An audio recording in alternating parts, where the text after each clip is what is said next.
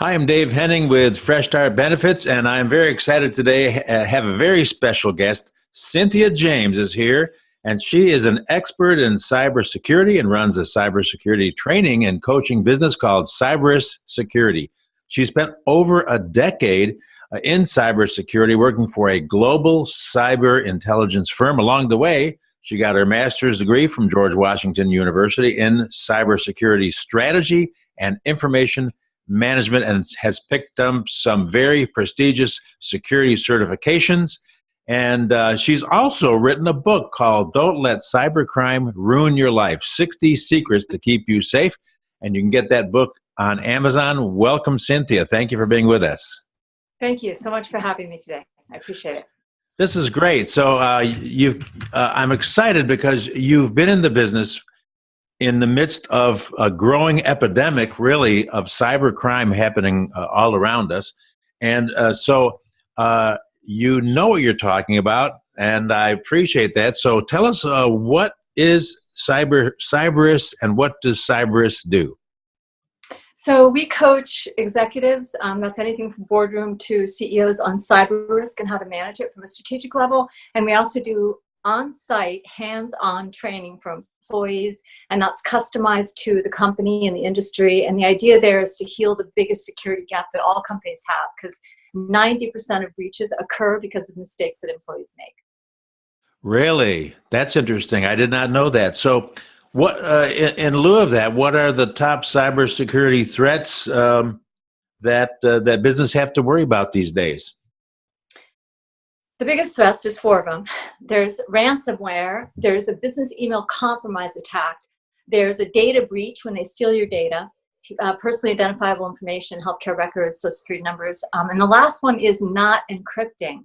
As data zings around the web, or we send it back and forth, or we walk out of an office with confidential data and we don't encrypt it, that's the fourth threat. And so ransomware is a big deal. Of course, we've all heard of this really new common catchphrase. You see it on TV commercials, the dark web, and seems like that is a clearinghouse for people stealing our identities from each other. And of course, ransomware is on the news as one of the most scary things in the world, where your computer can actually get locked up unless you actually pay a ransom to somebody.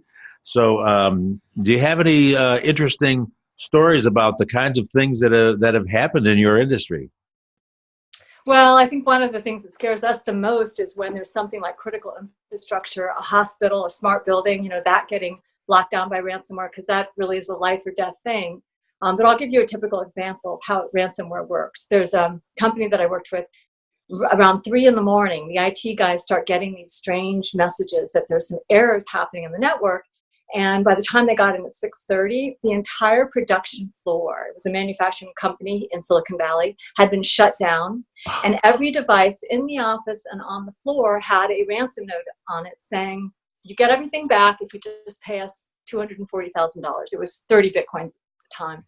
So they called their cyber insurance company. Cyber insurance company sends them over to a company called Proven Data, that's a ransom remediation company. And what Proven Data does, they say, send us a little bit of the code and we'll tell you what you're dealing with. And they told him 3 things. Number 1, you'll never unencrypt this code without a key. Number 2, this particular gang has a reputation in the 90th percentile of giving you an actual unencrypt code after you transfer the Bitcoin. And number 3, we think that we can negotiate a better ransom. So they did actually successfully get it down to $60,000. And they got the codes and they were able to unlock it, but it put those guys out of business for entirely. And that's the biggest cost of ransomware. They paid the 60 grand, but they actually lost more money than that just having their whole system, shot for a week. Wow, that is amazing. And you said something interesting, that there's actually cyber insurance out there that this company was able to utilize in this horrible situation, which basically, had their company basically, padlocked, so to speak, for a week, plus the money they had to put out for this. So how common is this? I mean, hopefully it's not happening, or is it happening all the time, every day in the industry?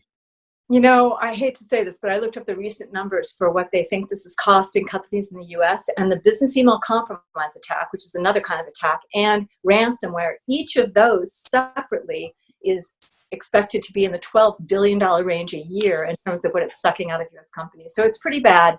And no matter what you do, you'll never get as a company down to zero cybersecurity risk. So we always recommend that people cover that extra piece of risk with cyber insurance. And are we able to identify where these gangs are located out of the country typically? Always out of the country, because even if there were a great hacker here who wanted to make millions of dollars in a few days, which is what hackers make, they would move to another country to do it. Because if you're living in the US, they'll put you away for 30 years. So we're seeing it over lots of places. I actually talked to an expert this morning. He's with a company out of DC, Stephen Doherty, a company called Firebird, and they work with lots of US Secret Service and people like that.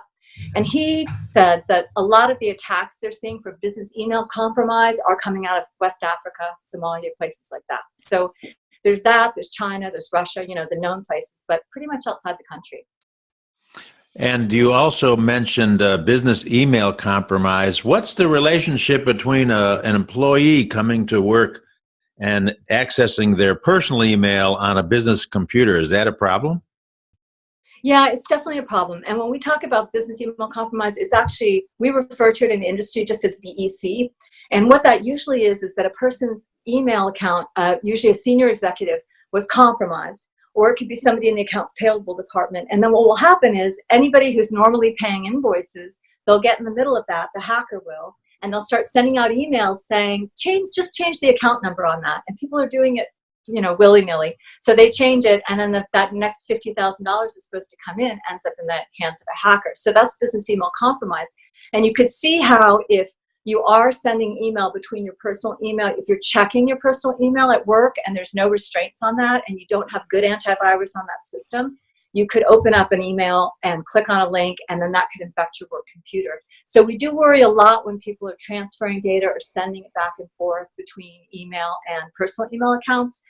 And in fact, we do have a case of, this is somebody not encrypting. A CEO called me in the last year and said, my controller just sent 362 W-2s to a hacker.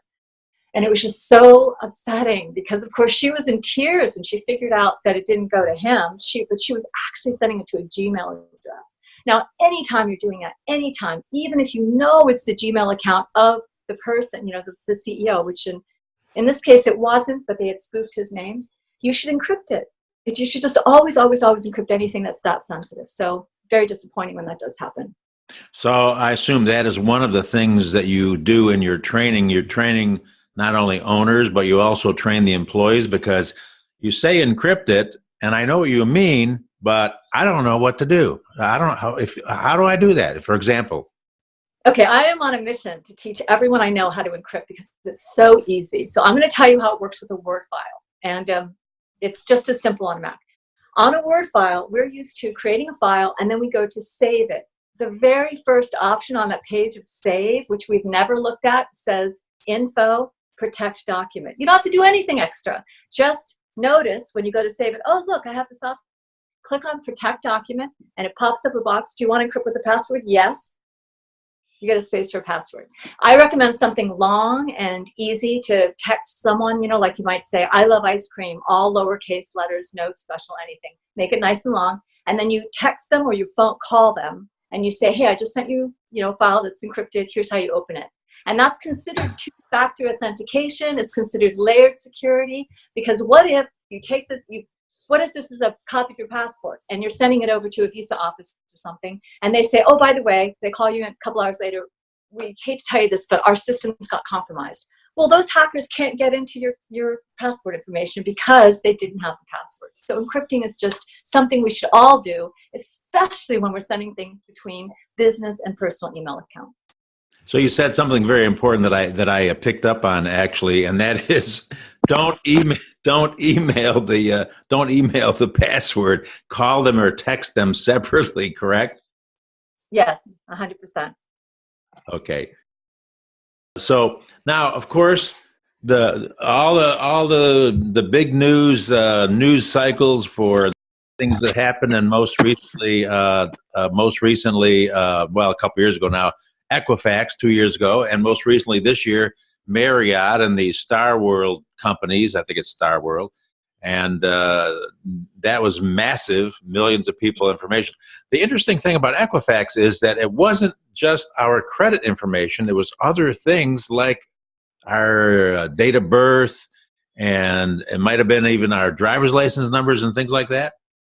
Is that right? Yeah, it's incredibly frustrating, that particular situation for cybersecurity people. We can't believe that people aren't out in the streets with their pitchforks over that one, because none of us agreed to have them hold our data. It was just a business deal. And actually, we are the product in the case of Equifax.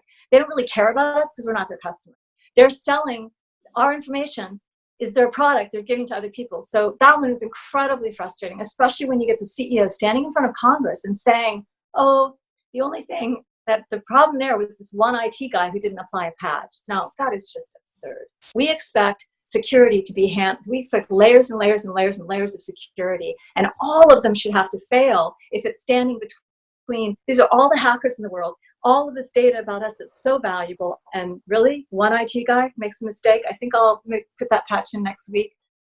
It's absurd. Well, my understanding is that Facebook actually purchases information from either Experian or Equifax so that people who advertise on Facebook can drill down to the customer that they want, and that Facebook actually purchases that for their advertisers. Is that right?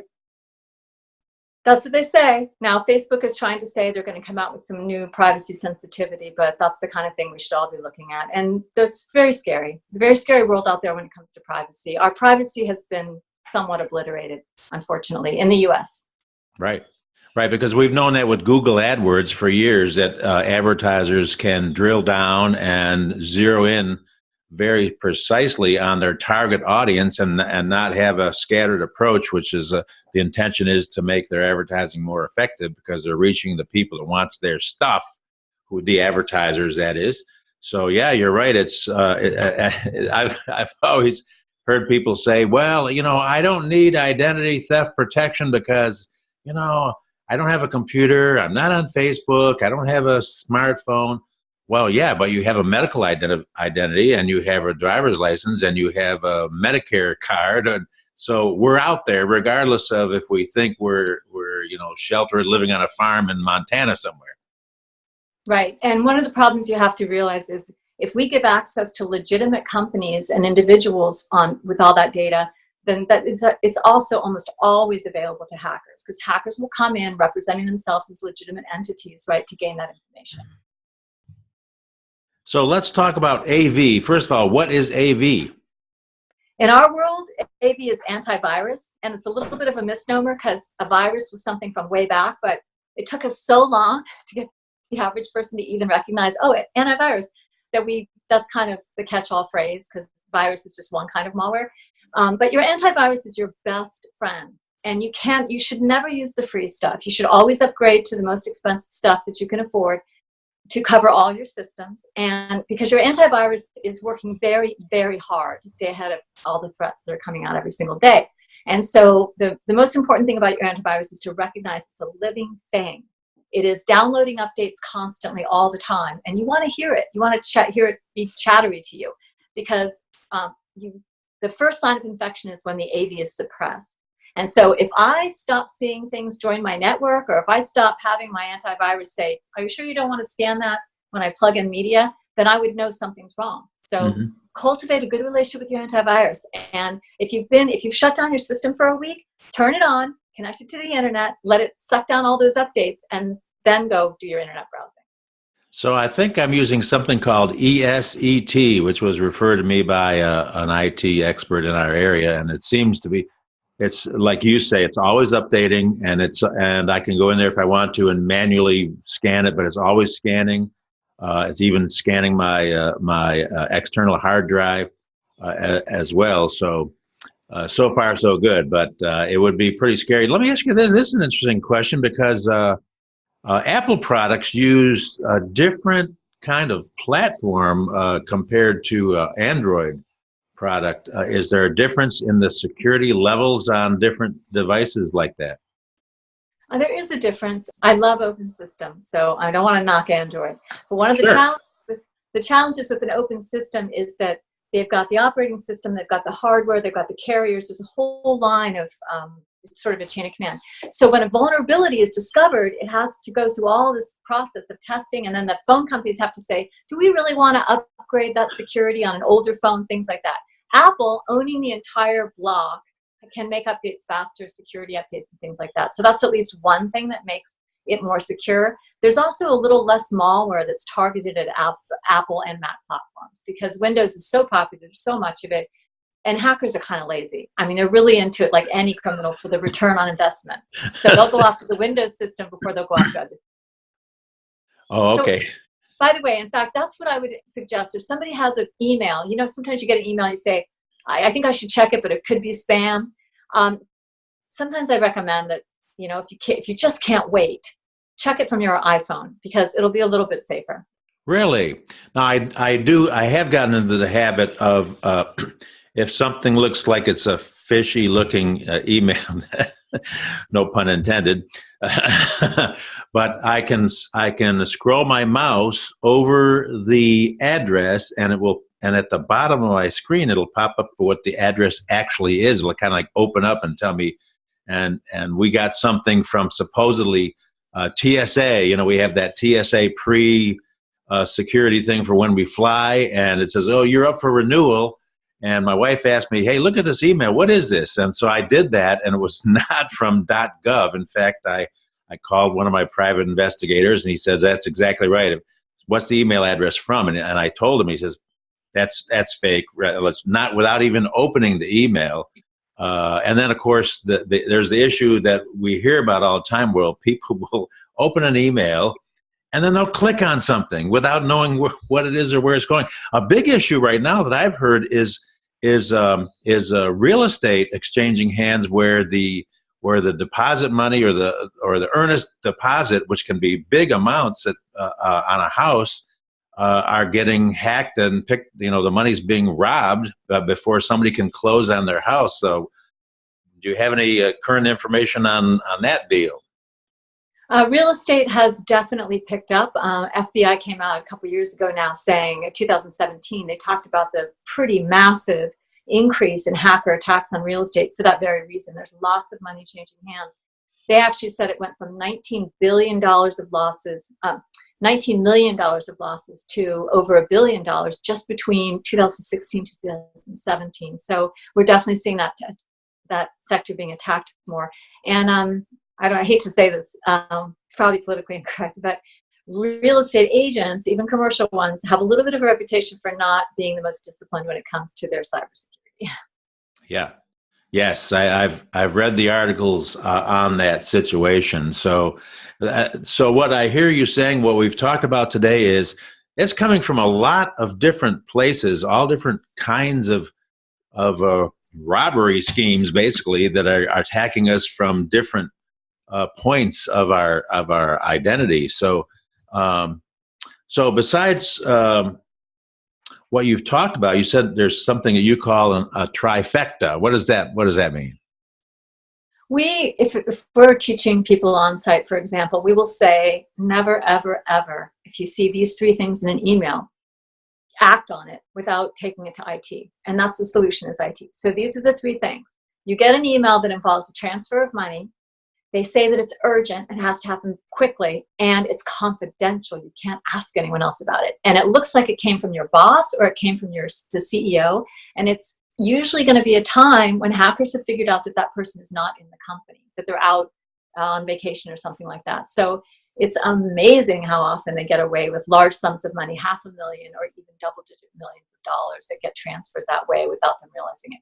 The solution to confidential is to just go ask IT. Say, I can't discuss this with anyone else. I just need to know, did this email originate from the CEO, and has the CEO's account been hacked? And that would eliminate 99% of them. I think what I hear you saying, and what I feel is happening, is there is a gross naivete amongst the public, amongst employees, even amongst business owners, that, oh, it might happen to them over there, but it's not going to happen to me. And it does happen to me and you and everybody else at some point. Millions of people are affected by this eventually. So what's the challenge with, you were mentioning, I think one time when we were sharing about that you recommended in regard to these breaches that we hear about all the time, that there's a whole list of just 2018 and now in the new year. And what was your recommendation to companies who are experiencing breaches? Because this can be a nightmare for their vendors, for their business, and et cetera. So what do you tell them? What should they do? The most important thing is layered security, and we have a list of 25 policies that we say every company needs to figure out how they've implemented, and all of them will have been implemented, some of them, but it's good to see what the holes are. And training. That's what I would say. One of the problems is that there's lots of companies out there that do this online training, and it's just not enough to get employees excited and engaged. You really need to be there in the room. You need to see their faces. You need to make sure they get it. And we like to start from the perspective of protecting people at home. So it's like an employee benefit. How do you protect yourself and your family? Because everyone cares about that. Everyone, from the CEO down to the guy, in the warehouse. So we start with that, and then we help them understand that those very same security principles, are the same thing in the office, and they just kind of bring that to work with them.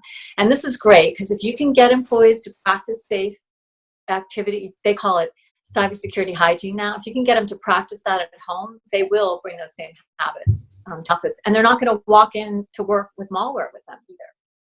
So there have been breaches in companies right around here even. Do you tell them to go public with that and just let everybody know that, hey, we got breached?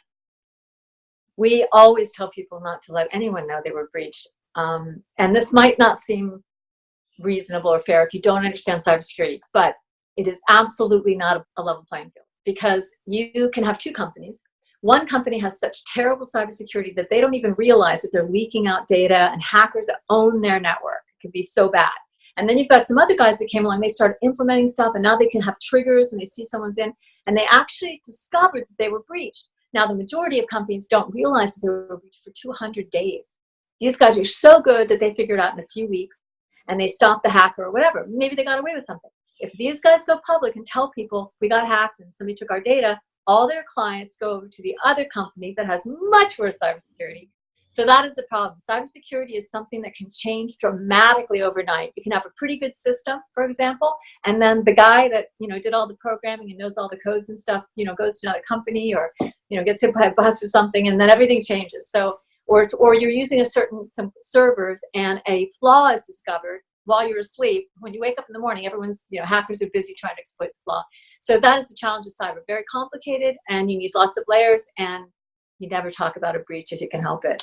So 200 days is like over 6 months before some company might even know that they've been compromised. So let me ask you this. Obviously, my listeners and viewers are going to want to talk to you. And if you are a business owner, I highly recommend that you contact Cynthia James. And what is the best way for people listening to this interview to contact you? By email. So I also go by CJ, and so it's CJ at the company is Cyberus, C-Y-B-E-R, spelled just like Cyber US, but a takeoff of the three-headed dog, Cerberus. So it's cyberussecurity.com, all one word. Security.com. I noticed that's not a Gmail address. Right. Right. So yeah, we all have the free email accounts, but free comes with a price tag, if you know what I mean, right? Yes. So what other tips can you offer our audience? You're talking about personal employees having some kind of protection. There's a lot of services out there. There's probably a couple dozen places claiming to protect your identity and monitoring, and even banks and you name it. Everybody's got some kind of a plan. Give them $12 a month or whatever, and they're watching your back, kind of thing. However, what's the best route for what's the most comprehensive thing that you would personally recommend that you've seen? There's two things I think people need to do. One, start using a password manager, because you've got to start using different ones for different sites. That's number one. And number two, as you're mentioning, ID security protection, right? Securing yourself from ID theft is important. And like you said, there's different products out there. As you know, this got us talking in the first place, is ID Shield is a really interesting product because it has investigators. And one of the things you have to think about when we talk to companies about this too is, what happens after a breach happens? How do you get it all taken care of? You don't want someone to just alert you to the fact that your identity was stolen. You want somebody to try to remediate that and fix it for you. And that's something I really liked about the ID Shield product when I looked into it. And that's something that I think you can help the audience figure out how to get to, right? Sure. Yes, I've been with this company. It's a 46-year-old company now that's been doing this for years, So we have a service that I promote, and if someone wants to check that out for themselves, it's stopidtheft.co, stopidtheft.co, and there you can get a little 2-minute video that explains the nature of the problem and the solution. Because as you've already mentioned, Cynthia, unfortunately, hacking and identity theft really cannot be stopped, but it can be taken care of. And wouldn't it be great to have your own licensed private investigator in your back pocket on an app where you can get access 24 hours a day, 7 days a week if an emergency comes up? And I've got my share of horror stories that has also been solved because people have had the proper protection. And I appreciate you mentioning that you support the service that we offer. I happen to think it's, in comparison, there's some nice companies out there, some sincere people. However, I like to have the best of the best and the premium service that is available. So again, it's been exciting to interview you and share this with you because, as you mentioned, we could go on for hours because there's so many stories and so much information. But the best bet is for people to contact you directly, CJ at cyberussecurity.com. And we appreciate you being with us today. Thanks so much. Thank you very much, Dave. I really appreciate being here.